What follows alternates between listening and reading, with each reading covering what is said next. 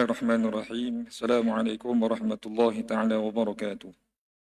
Alhamdulillahi rabbil alamin wassalatu wassalamu ala asyrafil anbiya'i wal mursalin sayyidina wa maulana Muhammadin wa ala alihi wa sahbihi ajma'in. Subhanaka la ilma lana illa ma 'allamtana innaka antal alimul hakim. Qala rabbi shrah li sadri wa yassir li amri wahlul 'uqdatam min lisani yafqahu qawli amma ba'd. Dan jemaah muslimin muslimat rahimakumullah. Marilah sama-sama kesempatan, ruang dan peluang yang Allah Ta'ala berikan kita pada malam ini. Kita buka halaqah ilmu, mudah-mudahan Allah Ta'ala berkati daripada mula sehingga akhirnya dengan bacaan umul kitab Al-Fatihah. A'udzubillahi minasyaitanirrajim. Bismillahirrahmanirrahim. Alhamdulillahi rabbil alamin. Ar-Rahmanirrahim. Maliki yaumiddin. Iyyaka na'budu wa iyyaka nasta'in. Ihdinas siratal mustaqim. صراط الذين أنعمت عليهم غير المغضوب عليهم ولا الضالين آمين.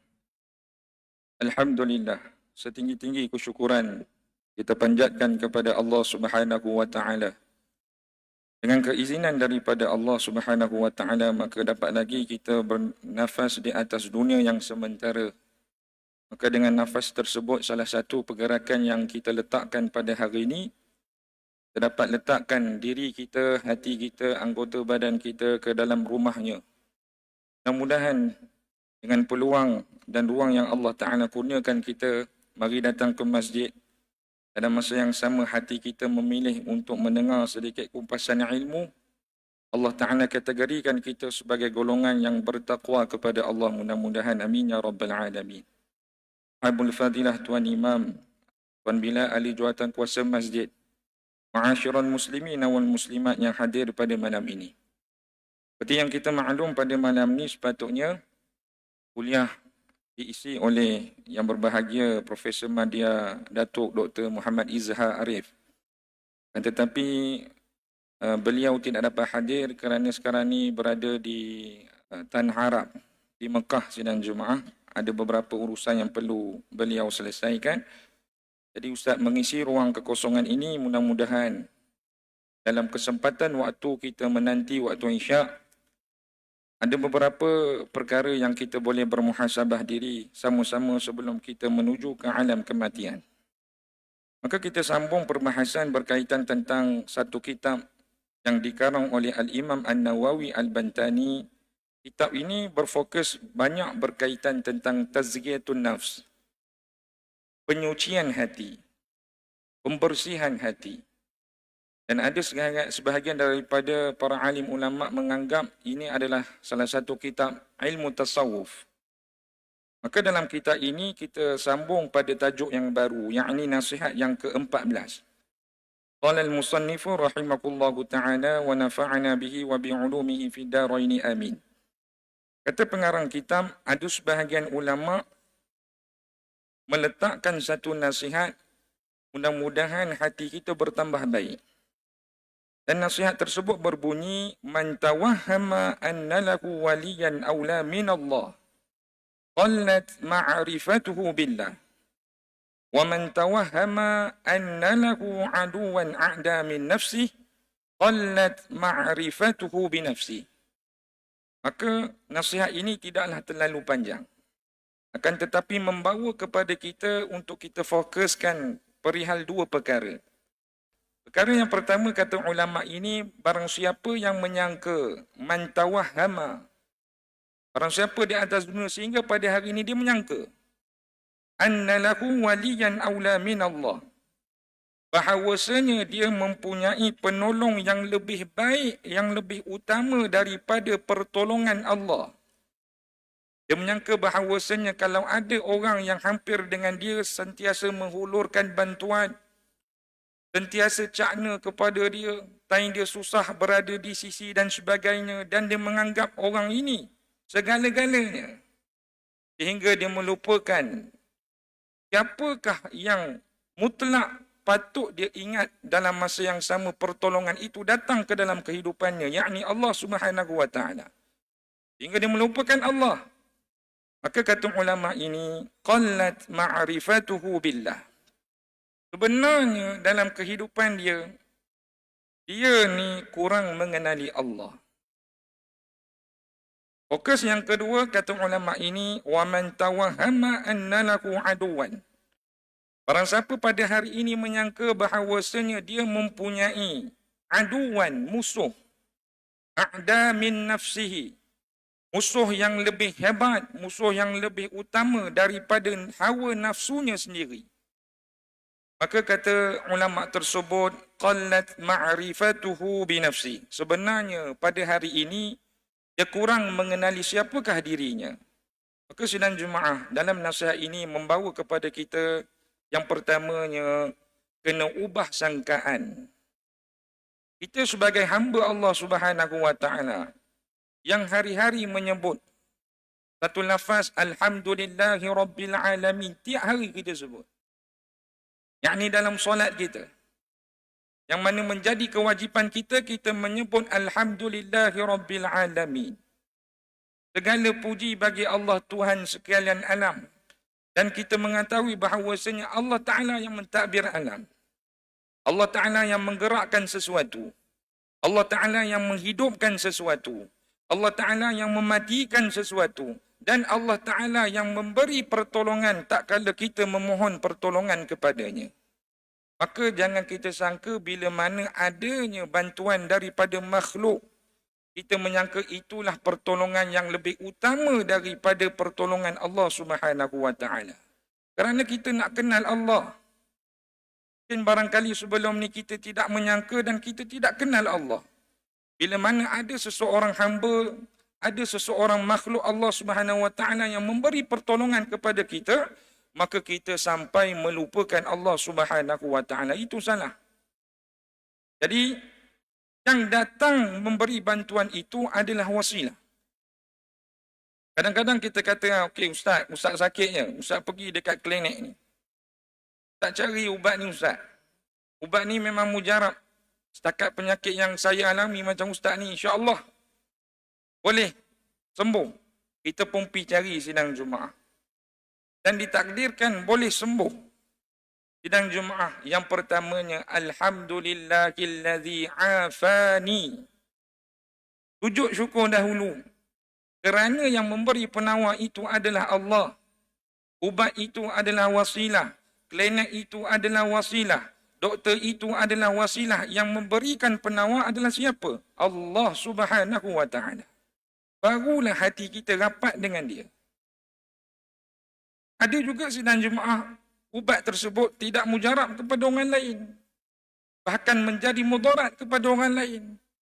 Kerana yang memberi syafaat, yang memberi syifa, yang memberi penawar itu adalah Allah Subhanahu wa taala. Sebab itu yang pertama, ubah sangkaan kita kalau kita nak kenal Allah. Ubah sangkaan kita. Al-Imam Ibnu Athaillah As-Sakandari menyebut satu ayat nasihat untuk menjadi panduan kita di manakah kebergantungan kita, sama ada kebergantungan kita kepada Allah ataupun makhluk. Maka kata Al-Imam Ibnu Athaillah As-Sakandari yang berbunyi, Al-ata'u minal khalqi hirman. Sesuatu pemberian daripada makhluk itu adalah penghalang. Wal man'u minallahi ihsan. Dan sesuatu yang Allah Ta'ala halang daripada memberi sesuatu kepada kamu itu adalah salah satu bentuk ihsan. Apa maknanya sidang Jumaah? Yang pertama nak ceritakan. Yang pertama, al-ata'u minal khalqi hirman. Kadang-kadang sidang Jumaah orang memberi sesuatu kepada kita sehingga pemberian tersebut kita melupai Allah. Maka kebaikan tersebut Allah Ta'ala halang untuk kita mendapat kebaikan daripada sudut sebenar-benar kebaikan. Sebab apa? Kita menjunjung orang tersebut dan melupakan Allah. Sebab itu kata Al-Imam Ibnu Athaillah As-Sakandari, sesuatu pemberian daripada makhluk boleh jadi penghalang kebaikan yang Allah Ta'ala nak beri pada kamu. Sebabkan kerana hati kamu melupakan siapa yang memberi sebenarnya. Sebab itu jaga-jaga yang apa yang keluar daripada mulut. Kalau abang tak bantu saya, bang, saya tak tahulah macam mana kehidupan saya. Hati-hati. Kalau adik tak tolong abang dalam keadaan tak tahulah siapa yang sebenarnya boleh bantu repair kereta abang di tepi jalan ni. Terima kasih banyaklah, kita selfie satu kali boleh. Abang nak letak dekat status. Ya, orang ramai-ramai tahu adiklah yang bantu abang dalam keadaan susah. Hati-hati. Kadang perbuatan tersebut menjadi penghalang sebenarnya Allah Ta'ala meredai perbuatan kamu. Sebab itu kata Al-Imam Ibn Athaillah As-Sakandari yang kedua, wal man'u minallahi ihsan. Kadang-kadang apa perkara yang kita minta Allah Ta'ala tak beri, kadang-kadang itulah merupakan kebaikan yang Allah Ta'ala nak beri pada kita. Contoh sebelum ni sidang jemaah. Kita nak makan kadang-kadang lupa padanya, yakni lupa pada Allah. Kita kadang minum air pun kadang lupa padanya. Pakai pakaian kadang tak ingat nama Allah. Naik atas kenderaan yang sedap ni, kita punya kereta ni, kadang lupa pada Allah ni. Kita sampai ke suatu tempat yang Allah Ta'ala mudahkan perjalanan, kadang kita lupa nak mengucapkan Alhamdulillah. Banyak kita lupa kepadanya. Tapi sifat santun Allah, Allah Ta'ala tak pernah tarik nikmat tersebut kepada diri kita. Allahu Akbar. Apa yang berlaku sebaliknya, kita ni banyak derhaka padanya sidang jemaah. Sebab itu kadang Allah Ta'ala uji seseorang itu sakit. Pada hari ini dia sakit. Mungkin barangkali kalau dia sihat, dia lupa pada Allah. Jadi Allah Ta'ala beri dia sakit. Ada orang sidang jemaah pada hari ini Allah Ta'ala berikan dia sihat. Mungkin barangkali kalau dia sakit, Allah Ta'ala tahu sampai tahap dia boleh bunuh diri. Ada. Pada hari ini Allah Ta'ala ujikan dengan kemiskinan. Mungkin barangkali kalau Allah Ta'ala tahu si fulan ini aku berikan kekayaan, dia lupa pada Allah, dia zalim kepada orang. Jadi Allah Ta'ala beri dia miskin. Dan ada juga sidang jemaah Allah Ta'ala beri seseorang itu menjadi kaya. Sebabkan bila mana dia menjadi miskin, takut-takut dia menggadaikan agamanya kerana nak kejarkan kekayaan. Ada juga. Sebab itu, apa yang kita lalui di atas muka bumi Allah Subhanahu wa Ta'ala ini kena bersangka baik terhadap Tuhan kita, yakni Allah Subhanahu wa Ta'ala. Ada satu kisah sidang jemaah. Dua orang yang menganut agama Majusi. Menganut agama Majusi ni sidang jemaah, ritual dia punya ibadah adalah dia menyembah api. Jadi bila mana saat dia bercakap dengan sahabat dia, dia kata, hari ini kita cuba test. Kita uji. Sebab kita selama ni menyembah api ni. Kita cuba. Kalaulah tangan kita ini, manakala kita letakkan di dalam api, kita tak rasa panas, tak rasa sakit, maka kita akan sembah api ini sampai kita mati. Dia bercakap sama dia. Dan kalau pada hari ini kita meletakkan jari kita ini di dalam api dan terasa panasnya api, maka ini bukan agama yang sebenar. Sebab dia menyangka api itu adalah Tuhannya yang boleh memberi bantuan kepada diri dia. Jadi dia cuba. Dia ambil jari dia, sidang jemaah, letakkan di bara api. Ternyata memanglah panas. Panas. Dan dia mengambil keputusan untuk menganut agama Islam. Pendekkan cerita sidang jemaah, Malik bin Dinar menawarkan, bila tahu orang ni, dua orang Majusi ni menganut agama Islam, jadi Malik bin Dinar ni offer, mari duduk di satu kawasan tempat, aku sediakan rumah untuk kamu, aku sediakan kelengkapan untuk kamu, kami nak meraihkan kamu masuk dalam agama Islam. Jadi dua orang Majusi ini sidang jemaah dah masuk dalam Islam, jadi dia jadi orang Muslim. Dia kata dia tak nak. Dia nak cuba diri dia ini supaya duduk dalam keadaan yang susah dan dia nak memohon kepada Allah Ta'ala dalam keadaan dia susah tu. Adakah Allah Ta'ala bantu dia? Dia nak cuba. Sidang jemaah, pendekkan cerita, dia duduklah dalam rumah usang tersebut. Dalam keperluan tidak ada apa. Dia keluar pagi, balik petang, keluar pagi, balik petang. Dalam masa yang sama dia mencari satu pekerjaan yang boleh menjamin kehidupan mereka berdua. Ternyata pada hari itu Allah Ta'ala tidak berikan rezeki dia dapat kerja yang baik.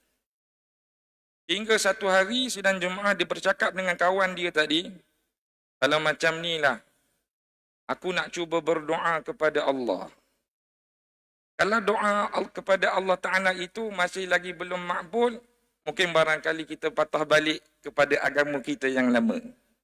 Maka sidang Jumaat dia cari satu masjid dan dia bersujud pada Allah dengan sujud yang lama dan dia memohon kepada Allah, Ya Allah, dengan kerahmatan kasih sayangmu, Ya Allah, bantulah aku, berikanlah aku rezeki yang baik, tetapkanlah iman aku, duduk dalam agamamu, Ya Allah.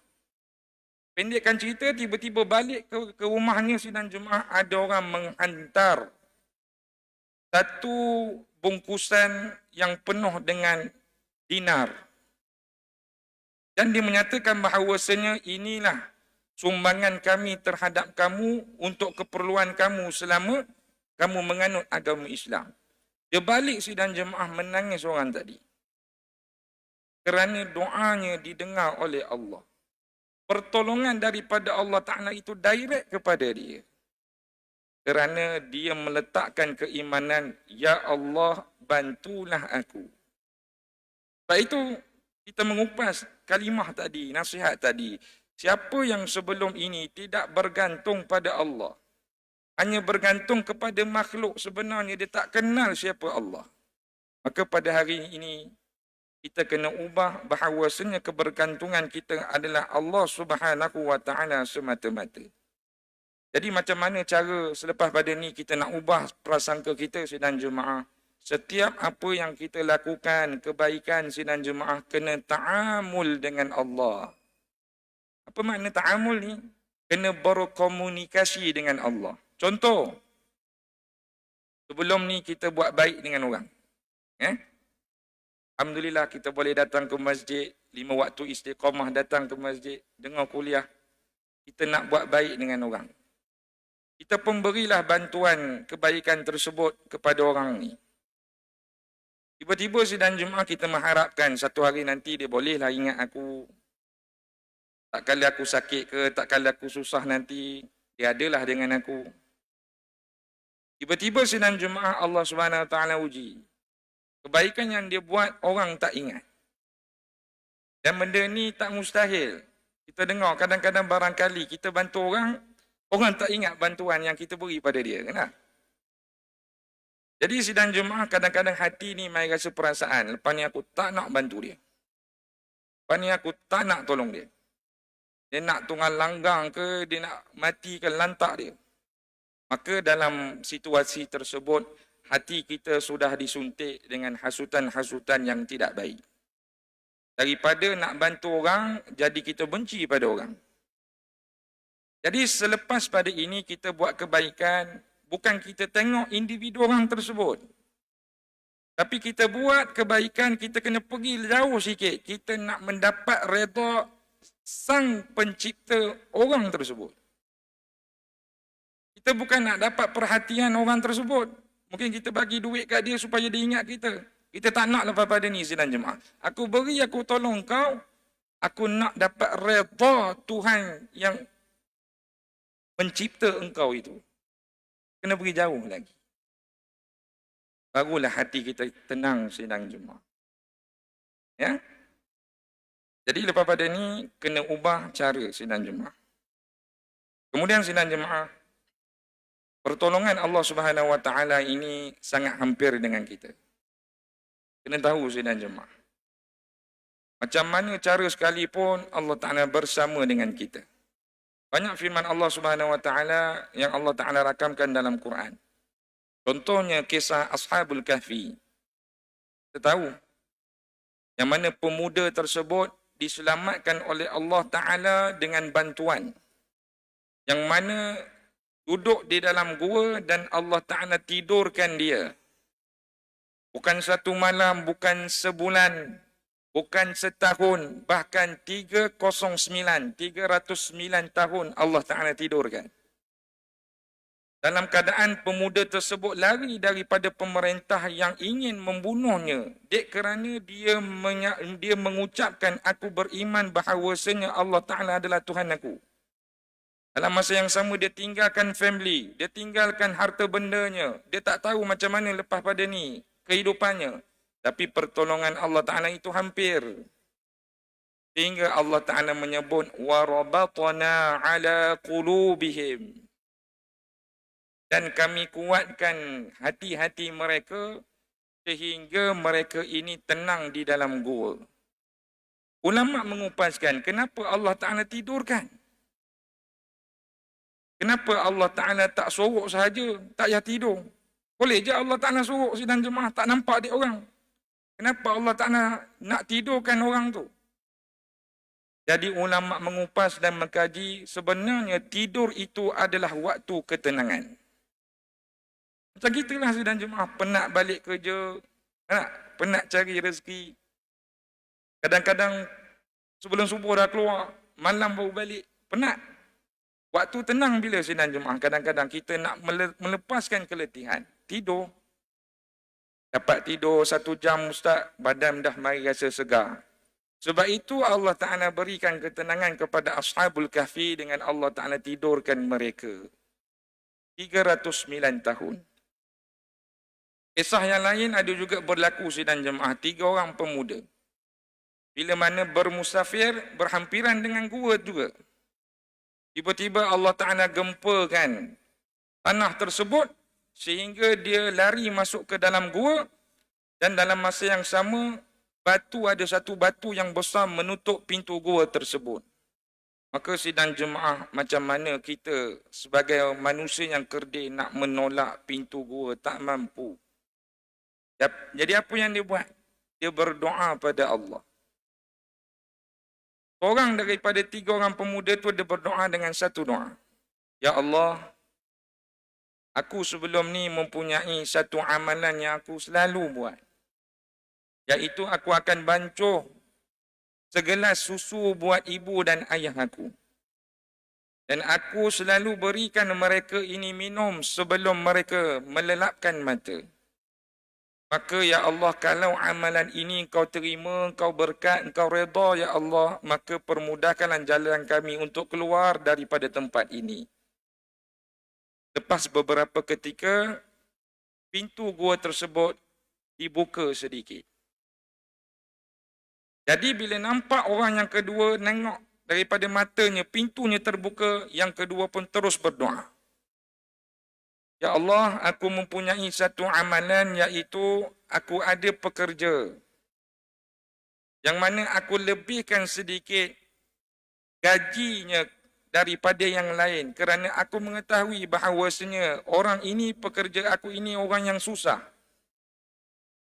Sekiranya amalan ini engkau berkati ya Allah, maka permudahkanlah urusan aku, urusan kami untuk keluar daripada tempat ini. Dengan kekuasaan Allah, pintunya terbuka sikit lagi. Tapi masih belum boleh keluar.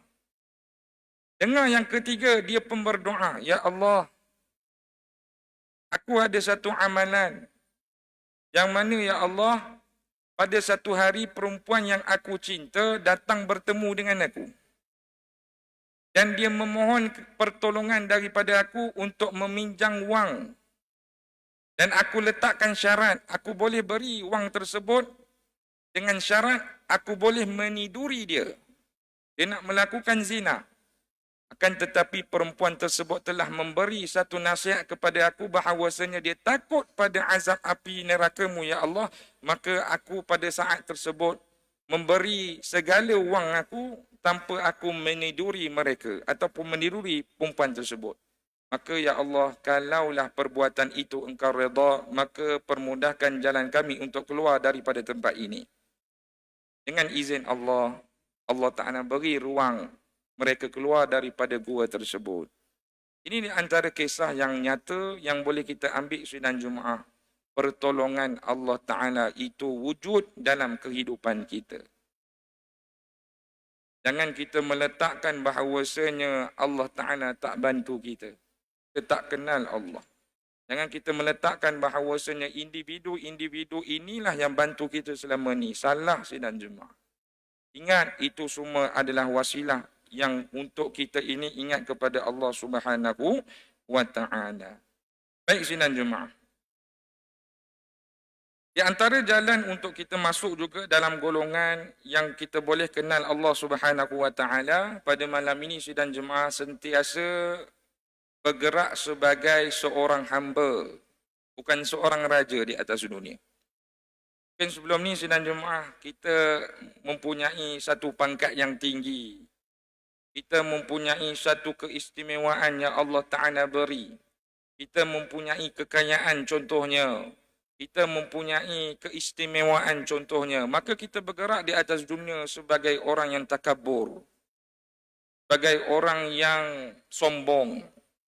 Maka sidang jemaah jangan jadi seperti itu. Kerana golongan-golongan ini Allah Ta'ala tak suka. Kita tadabbur pada subuh pagi tadi sidang Jumaah dalam suratul Baqarah yang Allah Ta'ala menceritakan sidang Jumaah. Golongan-golongan Yahudi, golongan-golongan Nasrani, golongan-golongan As-Sabi'in sidang Jumaah. Semua mereka itu perangai pada asalnya orang yang sombong pada Allah. Hingga sidang Jumaah para Nabi ini mendakwah kepada mereka, mereka tak kenal. Mereka sombong pada Allah. Salah satu kisah, pada zaman baginda Nabi SAW ada seorang hamba yang bernama Irbad ibni Rabi'ah. Irbad ibni Rabi'ah ini seorang yang sangat derhaka pada Allah. Kisah dia adalah apa sidang jemaah? Dia ni bukan setakat tidak menerima dakwah yang dibawa oleh baginda Nabi, bahkan dia ni mengutuk, mencaci Allah Subhanahu wa taala. Jadi kisahnya berlaku bila para sahabat berjumpa dengan Irbad ibni Rabi'ah, dia mengeluarkan kata-kata yang sangat sombong. Dia kata, siapakah Tuhan kamu? Tanya kepada para sahabat. Para sahabat pun menjawab, Tuhan kami yang menciptakan alam ini. Tuhan kami yang menghidupkan kami. Tuhan kami yang mematikan kami. Maka jawab Irbad ibn Rabi'ah, Tuhan kamu diperbuat daripada apa? Adakah Tuhan kamu diperbuat daripada emas? Dia tanya. Jadi dia bukan setakat menolak agama Islam, bahkan dia mencaci Allah Subhanahu wa taala. Dia menganggap segala-galanya adalah berbentuk keduniaan, emas, perak dan sebagainya. Barulah dia kagum. Maka hari pertama dibawalah para sahabat tu cerita ni bertemu dengan baginda Nabi. Nabi pun mendengar. Apa jawab Nabi? Wahai sahabatku, nanti hari-hari selanjutnya kau jumpa Irbad, kau dakwah balik. Tengok sidang jemaah, santuninya Nabi. Nabi tak pulaukan orang tu. Nabi beri peluang lagi. Mungkin dia ni belum ada ilmu. Mungkin barangkali Allah Ta'ala tak beri hidayah. Mungkin barangkali dia duduk dalam golongan yang sombong. Mana tahu satu hari nanti dia kembali pada kita. Hari lain pergi jumpa dia, dakwah lagi. Maka para sahabat bertemu kali kedua dengan Irbad. Cerita benda yang sama. Dia masih lagi degil sidang Jumaah. Dia tak nak masuk. Bahkan dia mencaci lagi Allah Subhanahu wa taala. Hingga para sahabat dah menjadi panas. Nama Allah Ta'ala dicaci-caci sidang Jumaah. Maka kali ketiga, pertemuan Irbad itu dengan para sahabat, pada saat itu Allah Ta'ala turunkan awan yang mendung. Di atas kepala mereka ada satu awan, kumpulan awan yang mendung. Jadi Irbad menyangka bahawasanya hari ini turunnya hujan. Tapi malangnya sidang Jumaah pada hari tersebut, Allah Ta'ala rakamkan dengan turunnya firman Allah Subhanahu wa taala dalam suratul Ra'du, wa yursilu sawa'iqa fayusibu biha man yasha wa hum yujadiluna fillah wa huwa syadidul mihal. Dalam suratul Ra'du juzuk yang ke-13. Bila Allah Ta'ala turunkan petir, maka sambar petir itu kepada jasadnya Irbad, dan Irbad itu hangus terbakar dek kerana petir tersebut. Para sahabat tengok daripada matanya sendiri, semua merasa takut. Berlari pulang bertemu dengan Nabi, Nabi pun dah tahu. Adakah Irbad mengalami satu musibah yakni terkena petir? Para sahabat pun terkejut. Macam mana Nabi tahu? Kerana pada saat itu Allah Ta'ala turunkan wahyu ini. Wa yursilus sawa'iqa. Dan kami turunkan panahan petir. Fayusibu biha man yasha. Dan kami kenakan kepada sesiapa yang kami kehendaki. Wahum yujadiluna fillah. Ini kita nak bulatkan di sini. Perkataan wahum yujadiluna fillah. Kerana mereka itu berdebat dengan Allah. Bermusuhan dengan Allah. Wa huwa syadidul mihal. Jadi sidang jemaah ini orang yang Allah Ta'ala timpakan secara direct. Beri peluang pertama, tak ambil peluang tersebut. Bagi peluang yang kedua, tak ambil peluang tersebut. Bagi peluang ketiga, masih lagi duduk pada tahap tak nak kenal Tuhan. Allah Ta'ala timpakan satu bala yang sangat ngeri. Kita kembali pada hati kita muhasabah. Kalau Allah Ta'ala beri peluang buat baik sidang jemaah, kali pertama janganlah tutup serapat-rapatnya. Kalau anak kita mengajak kita kepada kebaikan, jangan meletakkan hawa nafsu di depan sehingga kita menafikan kebaikan tersebut. Kalau kita tak mampu nak buat, kita jangan halang anak kita buat. Kalau kita tak mampu nak buat, kita jangan halang isteri kita nak buat kebaikan. Takut peluang kali kedua, Allah Ta'ala tutup. Takut peluang kali ketiga sebagai murka Allah Ta'ala terhadap kita bila Allah Ta'ala beri peluang, kita jadi seperti mana Irbad yang menafikan kebaikan bahkan tak nak kenal Tuhan. Wal'iyadhu billah. Maka sebab itu pada hari ini Allah Ta'ala sebut dalam suratul Ma'idah, وَمَنْ يَتَوَلَّ اللَّهَ وَرَسُولَهُ وَمَنْ يَتَوَلَّ اللَّهَ إِنَّمَا وَلِيُّكُمُ اللَّهُ وَرَسُولُهُ وَالَّذِينَ آمَنُوا الَّذِينَ يُقِيمُونَ الصَّلَاةَ وَيُؤْتُونَ الزَّكَاةَ وَهُمْ رَاكِعُونَ. Kita kena menyangka bahawasanya pada hari ini sebenar-benar pertolongan itu datangnya daripada Allah dan Rasul, dan orang-orang yang beriman sidang jemaah menjadi wasilah kepada kita untuk menolong kita, untuk mengenal siapa diri kita, yang mana Allah Ta'ala menyebut orang-orang ini selalu wa yuqimunas salah, mendirikan solat, wa yu'tunaz zakah, orang yang mengeluarkan dan menunaikan zakat, wa hum raki'un, dan orang-orang yang sentiasa rukuk sujud kepada Allah Subhanahu wa Ta'ala. Seterusnya sidang jemaah yang kedua, di antara solusi yang boleh kita ambil, perbanyakkan doa. Doa ini di antara senjata bagi orang Islam. Dan doa ini bagi Ustaz, bila mana Ustaz mengaji kitab ini, kita perlu doa setiap hari kerana doa akan melembutkan hati. Doa akan melembutkan hati. Sehingga kalau kita mengingat kupasan semalam, daripada Al-Fadhil, kupasan 2 hari lepas, daripada Al-Fadhil Ustaz Abdul Qadir Al-Jufri menyatakan sidang jemaah, Nabi tak pernah tinggal satu doa ini, iaitu Allahumma ya muqallibal qulub, thabbit qalbi ala dinik. Itu kalau kita baca seorang lah. Kalau kita baca ramai-ramai, kalau Ustaz pimpin, dia akan bunyi Allahumma ya muqallibal qulub, thabbit qulubana ala dinik wa ala ta'atik. Itu kalau ramai-ramai. Baik sidang jemaah. Kata Al-Fadhil Ustaz, para isteri Nabi ini menyaksikan Nabi tak pernah tinggal doa ini. Doa yang menceritakan tentang hati. Wahai Tuhan yang membolak-balikkan hati aku, tetapkan hati aku dalam agamamu dan dalam ketaatanmu. Kerana doa itu boleh melembutkan hati. Kadang anak kita ni tak berapa dengar cakap kita. Maka sidang jemaah, banyakkan doa. Kerana yang pegang hati anak kita adalah Allah. Kadang kita kerja bawah seorang majikan yang sangat garang. Beri cadangan tak dengar, beri pandangan tak dengar. Kadang-kadang apa yang kita buat ditolak mentah-mentah. Maka banyakkan doa. Sehingga kadang-kadang sidang jemaah anggaplah itu sebagai dakwah kita.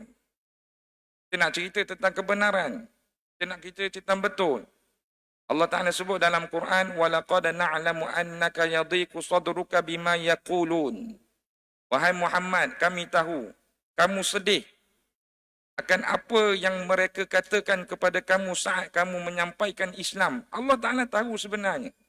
Tapi sabarnya Nabi menceritakan tentang Islam, menahan kesedihan. Berapa lama sidang jemaah? 23 tahun. 23 tahun. Tapi Nabi tak pernah putus berdoa kepada Allah. Jadi Allah Ta'ala ceritakan dalam ayat itu, Allah Ta'ala suruh Nabi buat apa? Fasabbih bihamdi rabbika wa kum minas sajidin. Kalau kamu duduk dalam keadaan yang sedih, kamu cerita kebenaran, orang tak dengar. Kamu nak sampaikan Islam, orang tak ikut. Allah Ta'ala kata apa? Fasabbih bihamdi rabbika wa kum minas sajidin. Banyakkan bertasbih kepada aku, wahai Muhammad.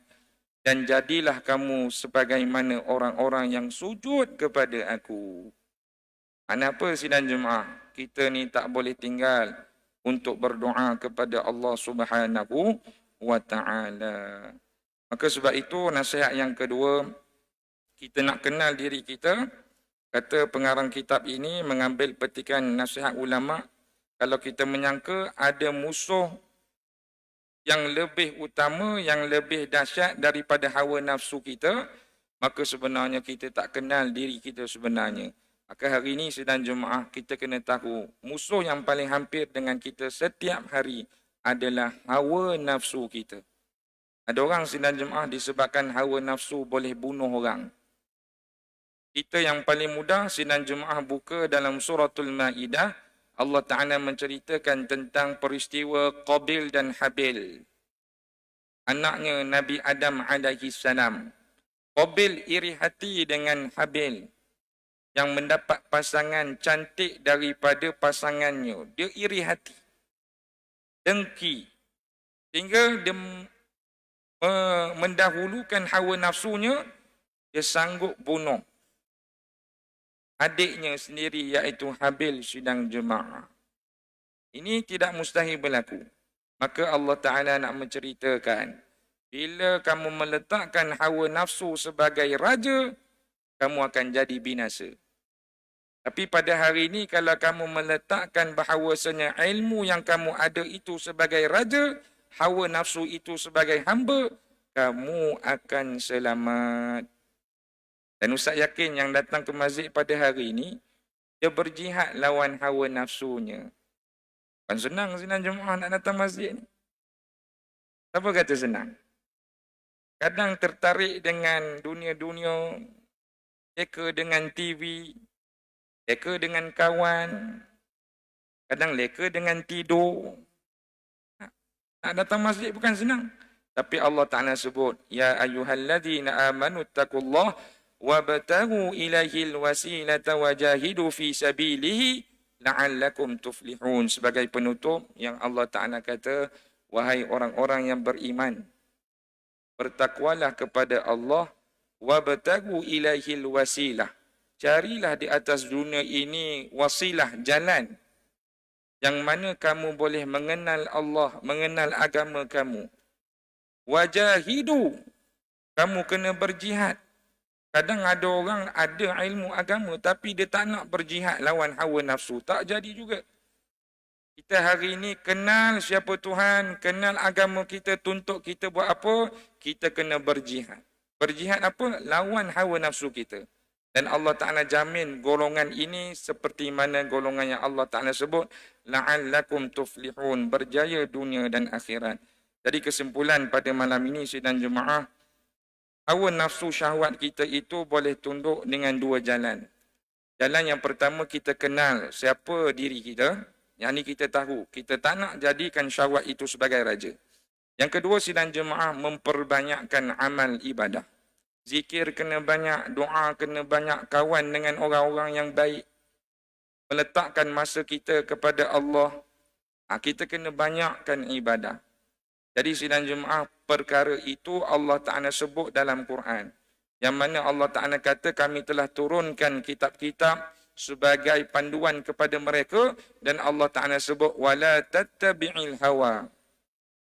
Hubung kait turunnya kitab dan Allah Ta'ala kaitkan dengan jangan ikuti hawa nafsu. Jadi ambillah sebagai kitab yang Allah Ta'ala beri kepada kita sebagai dorongan supaya kita ni dapat hidayah daripada Allah. Dan janganlah kita sentiasa mendahulukan hawa nafsu. Kita takut diri kita ini tergolong dalam golongan yang binasa. Wal'iyazubillah. Jadi setakat itu sahaja daripada Ustaz. Mudah-mudahan perkongsian apa yang kita dengar pada hari ini mendapat hentikan hidayah daripada Allah Subhanahu wa taala. Mudah-mudahan kita tangguh dengan tasbih kafarah dan suratul an. Subhanakallahumma wa bihamdik, asyhadu an la ilaha illa anta, nastaghfiruka wa natubu ilaik. Bismillahirrahmanirrahim. Wal 'asri innal insana lafi khusr illa alladhina amanu wa 'amilus salihat wa tawassaw bil haqqi wa tawassaw bis sabr. Insyaallah sidang jemaah selepas solat fardu isyak, saya takut lupa nak buat pemakluman, kita ada solat sunat hajat buat ahli qaryah kita iaitu Abang Jailani yang menetap di Cenderawasih 1. Sekarang ni berada di ICU disebabkan tekanan darah yang sangat rendah dan dia mengalami asma yang sangat teruk. Jadi insya-Allah sidang jemaah sama-samalah kita doakan buat ahli qaryah kita iaitu Abang Jailani. Lepas pada solat isyak nanti kita tunggulah, mudah-mudahan kebaikan ini menjadi kebaikan kita bersama juga. Assalamualaikum warahmatullahi taala wabarakatuh.